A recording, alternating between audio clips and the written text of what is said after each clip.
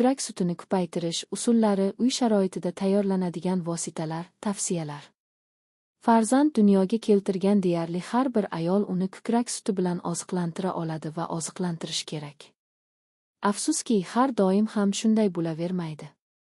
Bu faqatgina ayolning emizishni istamasligi sababli emas. Ba'zi ayollarda gipogalaktiya yoki sut bezlari tomonidan sut ishlab chiqarilishi kamayishi kuzatilishi mumkin.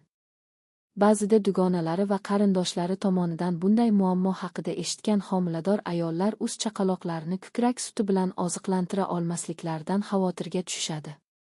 Bolalarning vazniga yetarlicha vazn qo'shilmayotganini yosh onalar odatda buni sut yetishmasligi bilan izohlashadi. Ammo tajriba shuni ko'rsatdiki, ko'krak sutining kamligi fojia emas, uni tuzatish va sutni ko'paytirish mumkin. Ko'krak sutining kamayishi sabablari. Haqiqiy yoki birlamchi gipogalaktiya kamdan-kam holatlarda salomatlik muammolari bilan bog'liq bo'lgan ayollarning ko'pi bilan 5%da uchraydi. Boshqa hollarda sut yetishmasligi bir nechta sabablarga ko'ra kelib chiqishi mumkin. Ularning asosiylari quyidagilar. Ayolda laktatsiya dominantligi yukligi, mutaxassislar emizish uchun ruhan tayyor bo'lishni shunday ta'riflashadi. Homiladorlik va ko'krak bilan emizish davrida noratsional ovqatlanish. Noqulay oilaviy sharoit, stress, ishga chiqish zarurligi va hokazo. Chaqaloqni kam emizish. Ona suti o'rnini bosuvchi va tarkibida sut bo'lmagan qo'shimcha oziqlantirishni erta va asossiz kiritish. Chaqaloqni uning talabiga binoan emas, balki dasturga muvofiq emizish. Ko'krak bilan emizish yo'lga qo'yilgan vaqtda sut miqdori to'satdan kamayishi mumkin.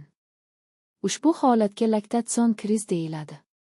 Odatda bu quyidagicha bo'ladi: rivojlanayotgan bolaga ko'proq sut kerak bo'ladi va chaqaloqning ishtahasi asta-sekin emas, balki sapchishlar bilan kuchayishi mumkin. Bunday holda ona organizmi bolaning talablariga moslashishga ulgurmaydi. Bundan tashqari, ushbu davrlarda sut miqdoriga ta'sir qiluvchi gormonal fonda vaqtinchalik o'zgarishlar bo'lishi mumkin. Odatda laktatsion krizlar 3-6 haftada, shuningdek, emizishning 3, 4, 7 va 8 oylarda yuz beradi.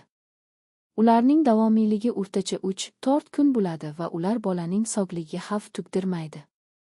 Agar ona laktatsion krizlar ehtimoli haqida bilsa va uning birinchi belgilari kuzatilishidanoq bolani tez-tez emiza boshlasa, bu vaqtinchalik holatni muvaffaqiyatli yengib, ko'krak suti miqdorining ko'payishiga erishish mumkin bo'ladi.